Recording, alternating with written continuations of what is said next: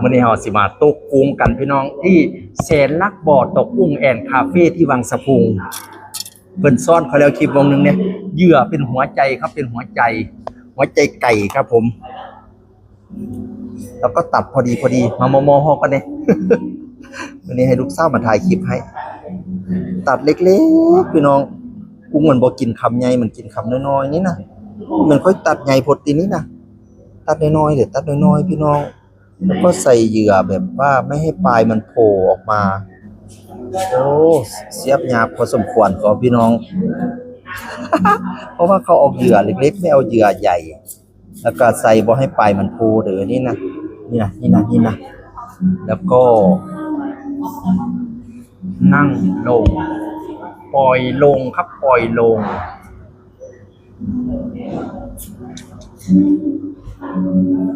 แล้วเราก็นั่งชิวๆครับนั่งชิวๆมีมือถือก็เคลียร์ไปตอนนี้ ตอนนี้มีแต่ตะกร้าเปล่าครับผมกิซ่าเพิ่นจังเพิ่นได้ผู้ละหลายโตแล้วเพราะนั้นหมามือเด้เซเบอยู่สงสัยจะได้ตับไก่ไปกินบ้านพี่น้องกูบ่ได้จักโตยากินบ่ขยับบ่เราก็นั่งรอไปแล้วก็เขี่ยมือถือเล่นไปพี่น้องเอ๋ยมาแต่อย่าเห็นมือถือตกน้ำเด้อ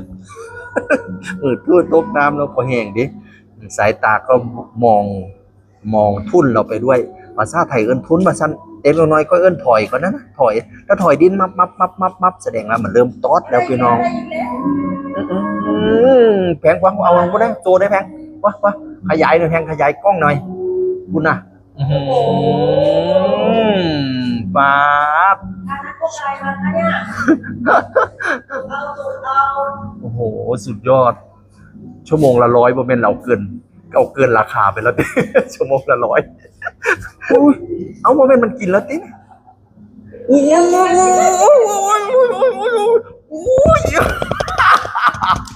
โอ้ยจ้ะบ่โธ่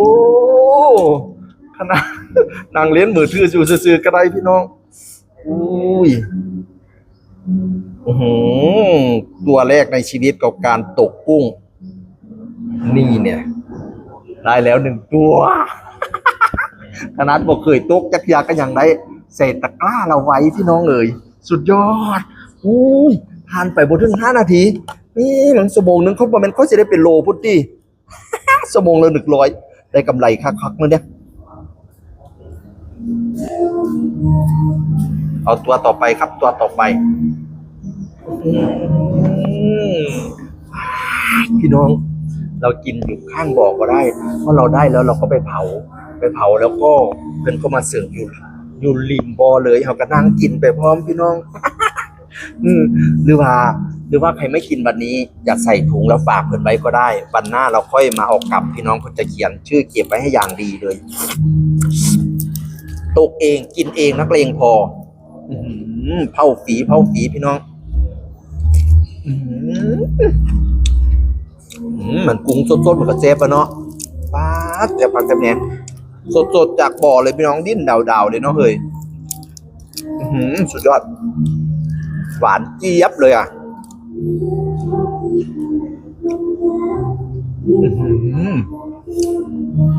พี่มือคอยล้วนๆให้พี่มือคอยล้วนๆนี่นะเบาเลย5 บาทคุยบาท5 บาทก็กินปุ่ม